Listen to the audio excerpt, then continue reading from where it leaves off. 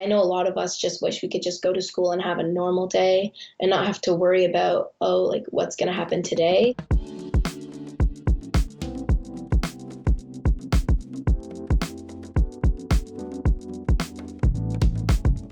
We learned about a black battalion in World War I and World War II. That's pretty much it. There's not much Afro-Canadian history. It's mainly saying that, oh, racism doesn't happen here, or it's not as bad in Canada. What it is just as horrible.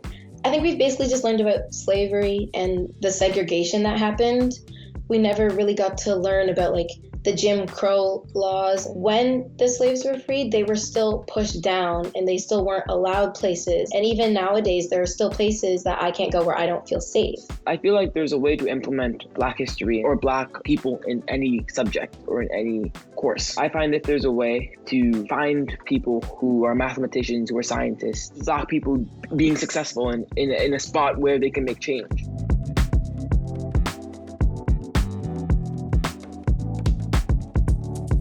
The only book that touched upon race that I've read in my school was To Kill a Mockingbird. It's obviously about racism, but again, it's from the perspective of Scout, and Scout is a little white girl. My mom and I were talking one day, and we were talking about how books are either a mirror or a sliding door.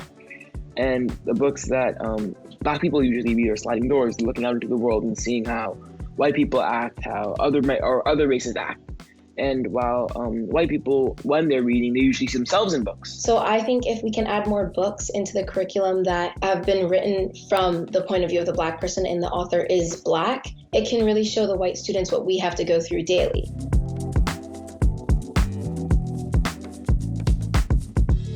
So some microaggressions that I experience at school are like students just coming up and touching my hair even if I don't know them. The main microaggressions that I faced were you don't act Black or you act white. And it's very unsettling to have my accomplishments and my successes and my accolades being washed off as it's not something that someone Black can do. It's very Students did blackface in the middle of the hallway. What I would like to see my school doing differently is taking these students in and giving them a course on it and teaching them why what they did was wrong, instead of just saying what you did was wrong, don't do it again. Always having to fight for students to get in trouble for these things and always having to post on social media about it and talk to parents, staff, police.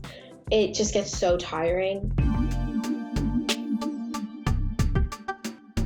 Black History Month at my school, I know they put posters up with some little blurbs of information about Black history, and they have a club that runs for Black history, but a lot of us don't go because it's run by white staff and it's run by white students. At my school, I was new to this. I didn't know what happened in high school, but it was Black excellence. That's what they focused on.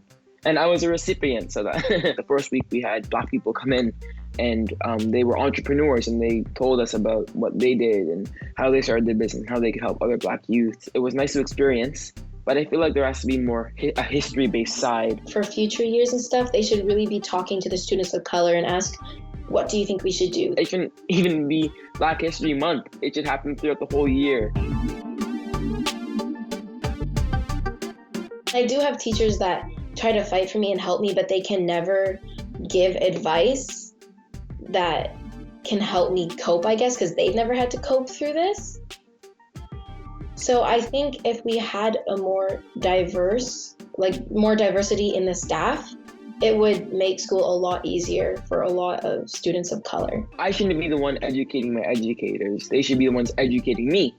So if they don't have a strong sense of what's going on in a Black history or a good Black representation, how can they help me?